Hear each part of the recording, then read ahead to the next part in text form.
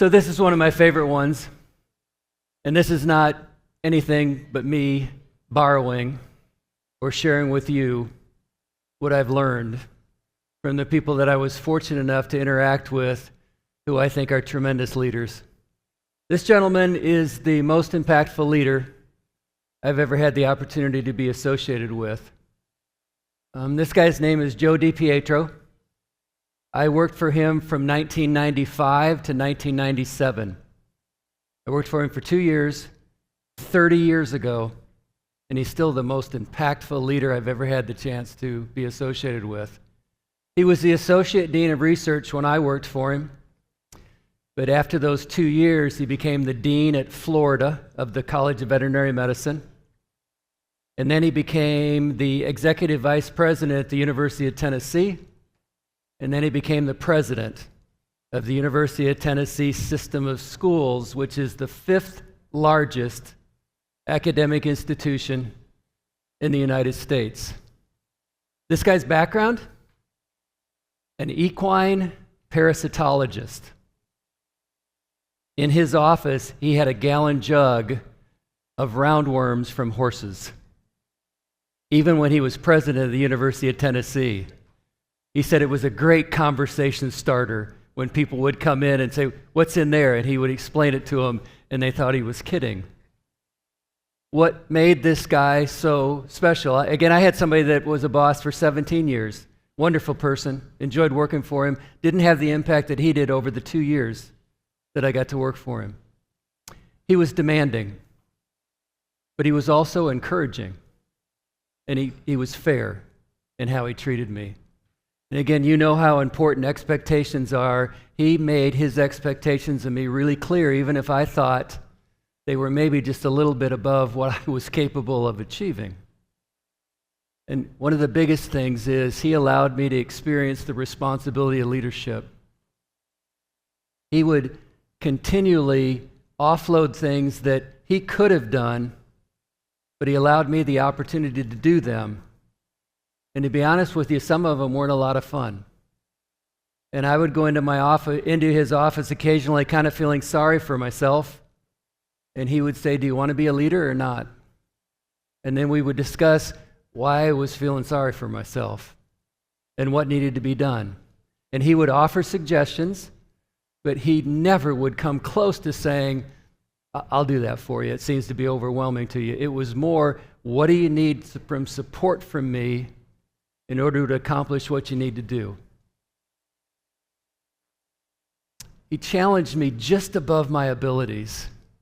Now, the way he challenged me in 97 was different than the way he challenged me in 95. It was a stair-step situation, but he had to understand what my abilities were to start with, right? And he got to know me, and he pushed me. I do an exercise, and I did it yesterday with these veterinarians that I got to spend time with. It's called your Hall of Fame. And I ask you to think about who were the individuals that were instrumental in getting you to the position where you are today. And I would encourage you all to think about this too. Who invested their time and their treasure to get you to where you are right now with your level of responsibilities and work, or who you are as a person? The first time I had somebody do that exercise with me, the next phase of that is, once you get your list, is they say, if they're still living, have you told them thank you? Have you told them they're in your Hall of Fame? And I hadn't told this guy thank you. He's retired now from being president. He's moved back to Champaign. We get together on a regular basis. Again, I worked for him for 2 years, 30 years ago. But that's the impact, that's the relationship. I had his cell phone number when he was in Florida as a dean. I had it when he was president of Tennessee. I didn't call him a lot, but occasionally I needed to call him and just touch base. I needed a reassurance. I needed what he calls now, I needed him to give me a nudge. And he would give it, but he was the person that, again, 30 years ago, for 2 years, this was the guy I looked up to. And I absolutely think he believed in me more than I did at the time. He's the best leader I've ever seen. His mantra for leadership is, and I heard him say this when he was president of the University of Tennessee, is, I work for the people who work for me. You ever heard the president of a university say something like that?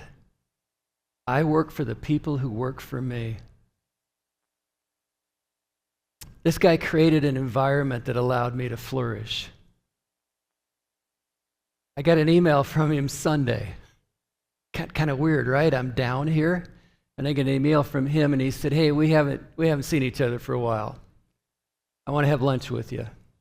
There's some stuff going on in my life I want to share with you. And I thought, my gosh, it's kind of gone full circle with that now I get a chance to maybe be a sounding board for him, or a person to listen for him.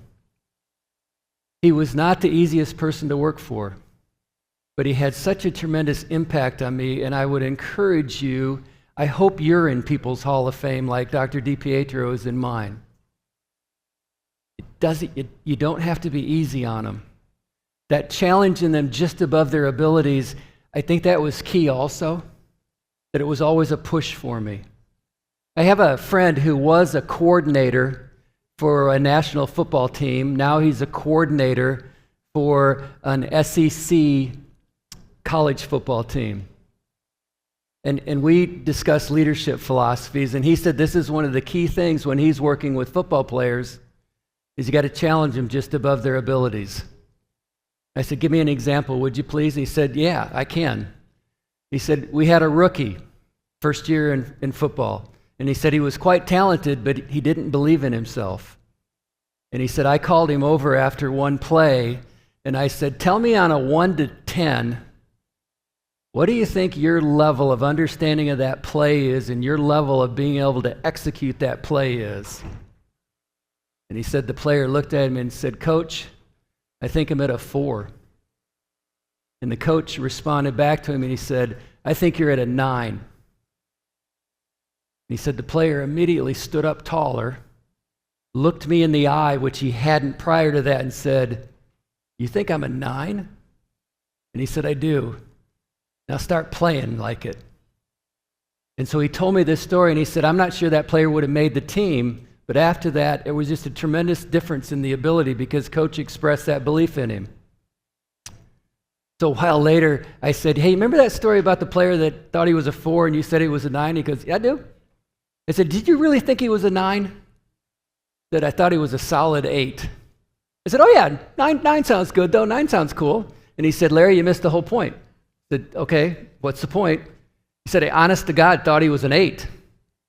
He said, I can't blow smoke up him if I really thought he was a 3 or a 5 and he thought he was a 4, it ain't gonna work. But he said, I thought he was an 8.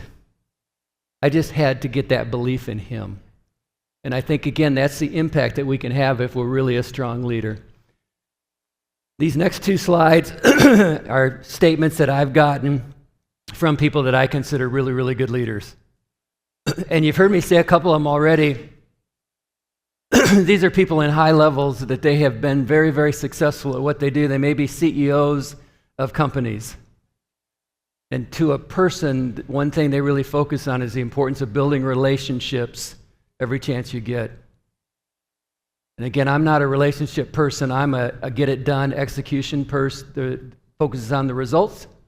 I missed this in the first part of my career, how important this is if you're a leader to establish those relationships. Because when the heavy lifting needs to take place, if you've got that relationship established, they'll respond for you.